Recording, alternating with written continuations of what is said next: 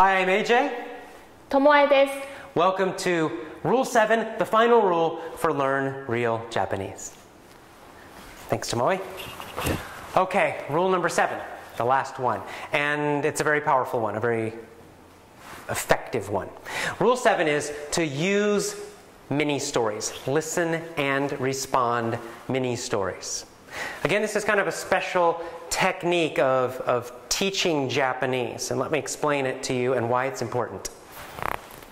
In a lot of courses, a lot of programs, they use a listen and repeat method. So you'll hear on the tape or in the audio, a Japanese person will say something in Japanese. For example, konnichiwa, konnichiwa, which is just kind of hello, it's a greeting.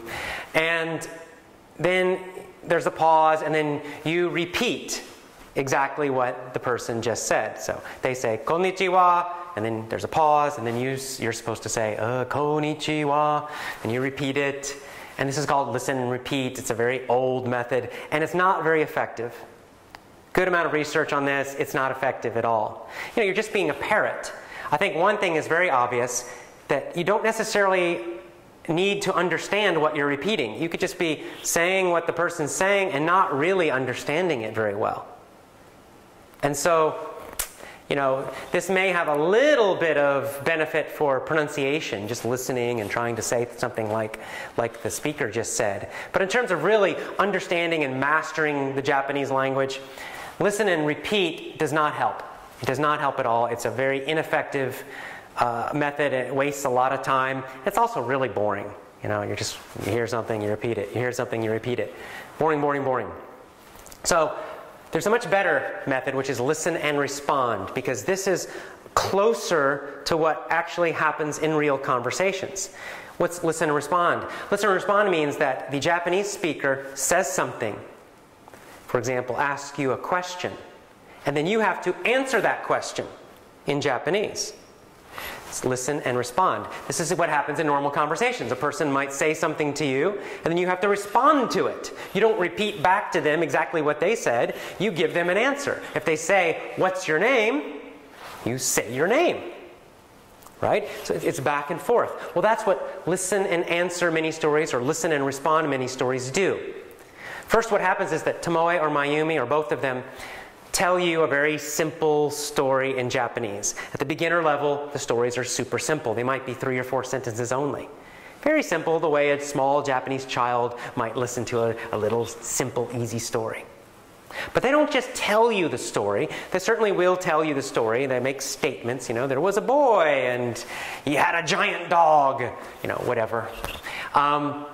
They'll tell you the story, but then what they'll do that's very important is they will start asking you lots and lots and lots of questions. So for example, if they say in Japanese, "there was a boy," they will then start asking you questions. Was there a boy? Was there a boy, or was there a girl? What was there?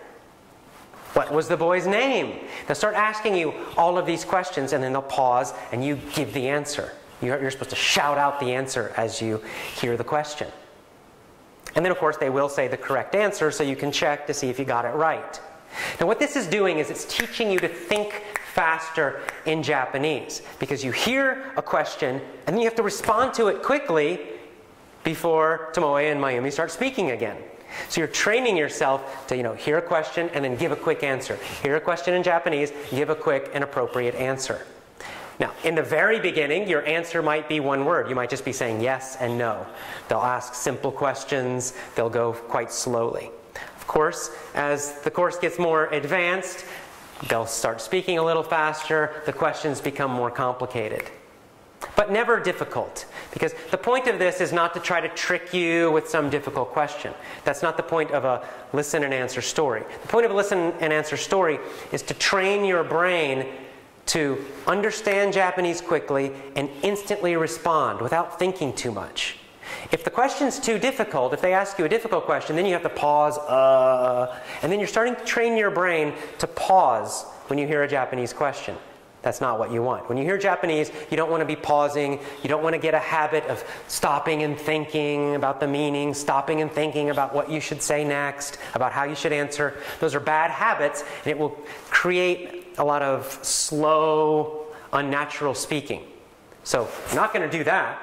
Instead, by using these listen and answer mini stories, we're going to train you, Tomoe and Mayumi are going to train you, to hear Japanese, respond instantly. Hear Japanese, respond instantly. Now in the beginning, it's going to be, was there a boy? You just say yes. You're going to shout yes. And it's kind of like a game where you're just trying to answer as quickly as you can. Again, in the beginning, just like a small child starts with just, when they start speaking, they only say one word at a time usually in the beginning. Yes, no, more, right? They understand pieces and chunks of the language. They understand phrases, but the speaking is always behind the listening. So it's very natural in the beginning that a child will just speak in little one-word pieces.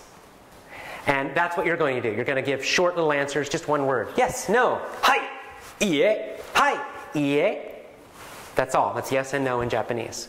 Then later you'll give slightly longer answers. Now you're also going to be listening to kind of funny, strange stories. Why is that important? The stories are kind of funny and silly. Why not tell you something serious and learn very serious, formal, practiced, rehearsed conversations read by actors? Why not do that?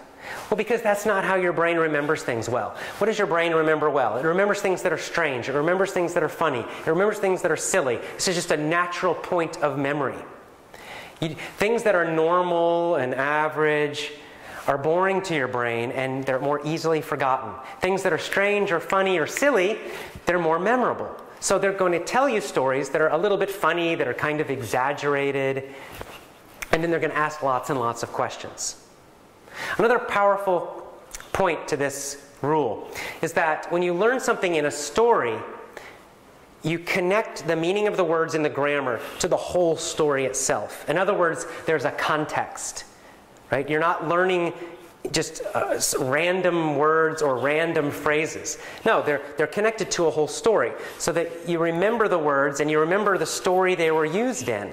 So you get a better feeling for how to correctly use Japanese. In which situations do you use which words? In what situations do you use a certain type of grammar, or do you say things in a certain way? Because you're learning from natural stories, you'll get that in a more natural way, a more intuitive way. You don't have to, again, you don't have to study a bunch of rules about this and confuse yourself. So stories give natural situations, a natural context to what you're learning. It's not just random stuff from a textbook. It's not just random discussions, or, hi, how are you? I'm fine, and you? Then that's just kind of a meaningless situation. But if you learn those words and those phrases in a kind of a funny story that has a little bit of a plot, that has characters that you can remember, that's a little silly or funny, then you remember those things much more easily and naturally, and you know how to use them more correctly. Then when you add in the questions, the listen and respond, where the Japanese teacher is asking you lots and lots of questions about the statements, about the story, and you're responding constantly, you're really training yourself now to think in Japanese and to speak it in a more effortless, natural way, the way a small Japanese child would. That's what you want, and that's why Rule 7 is so powerful and so important. So, rule number 7, use, listen, and answer mini stories when learning Japanese. And that is our final rule, rule number 7. Now, there's a couple things you can do from this point. If you're a very independent, motivated person, use these rules to plan and create your own independent study program. You can go find materials on your own and collect different Japanese learning materials using these methods, focusing on listening, using real Japanese, learning everything very deeply, finding stories. You could maybe find a Japanese tutor to create some of these stories for you if they're hard to find. You can do all of this on your own, and that's perfectly fine, and that's great. The other choice, which probably doesn't surprise you, is that you can get Tomoe and Mayumi's lessons. The Learn Real Japanese lesson set, the first pack. The Learn Real Japanese lesson pack has 15 lesson sets. Now each lesson set has a mini story and a point of view story. So you're going to learn that grammar in a natural way. You're going to learn the vocabulary and the phrases from the stories. They're listen and respond. So they're going to tell you a story, and then Mayumi and Tomoe are going to be asking you lots and lots and lots of questions. You'll be pausing your iPod and shouting out the answers. Or if you're really good, you'll just shout them out before they speak again without pausing. It's going to be kind of a game. You're going to use this system to learn very deeply. That means that each lesson set, you'll listen to it for a full week, every day for a full week, 7 times at least.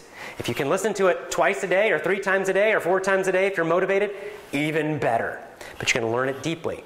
So this is a 15-week program, in other words. 15 lesson sets, and each set you'll listen to for 1 full week. Now, there is also text in each of the lesson sets. Now, we don't want you to focus too much on the text. You're not going to be focused on learning Japanese reading right now. That's later.